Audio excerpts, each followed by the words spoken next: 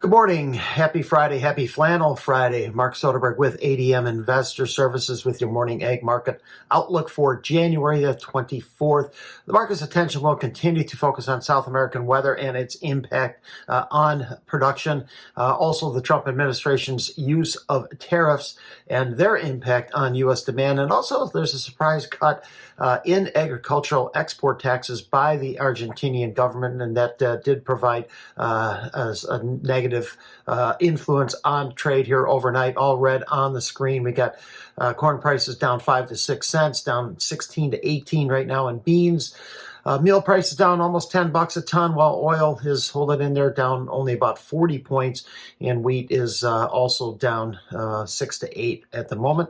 I think much of yesterday's strength was driven by speculative buying, as Trump's nominee for the head of the USDA, Brooke Rowland, she stated that she did support the production of biofuels from crops. This is something that was in contrast to an organization that she led in the past that was opposed to ethanol mandates.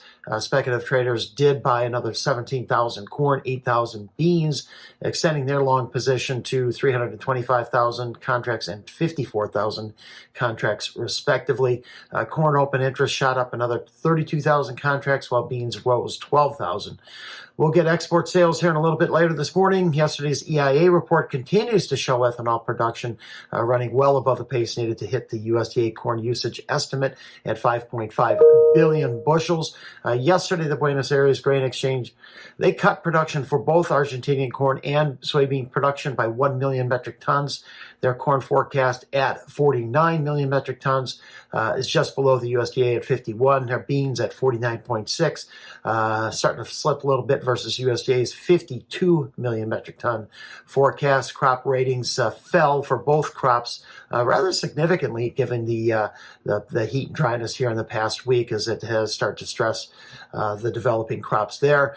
Better prospects for rain in Argentina over the next week to 10 days, with greater amounts and coverage for the western and northern crop areas, lighter amounts in the east central and southeast growing areas where crop stress will likely remain elevated. Southern Brazil is starting to see a pickup in rain activity, a drier outlook for the central and northern growing regions through the early part of next week, before another round of heavy rains is expected. Overall, soybean harvest remains slower than normal pace, as well as the second corn crop plantings.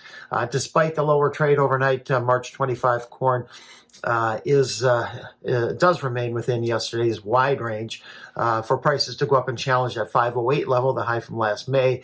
I sense that these planting delays in Brazil will likely need to extend well into February. The sizable speculative long position is starting to become a little bit concerning. And key support for the March soybeans, really not until you get down to the 100-day moving average at 1022. Continued delays in Brazil and their harvest could open the window for better U.S. demand, but with beans already well over $1 above that from Brazil, the upside right now to me would appear a bit limited. Overnight March oil found support just above 44 cents. We'll see if export demand has slowed now that bean oil's huge discount to palm oil has eroded.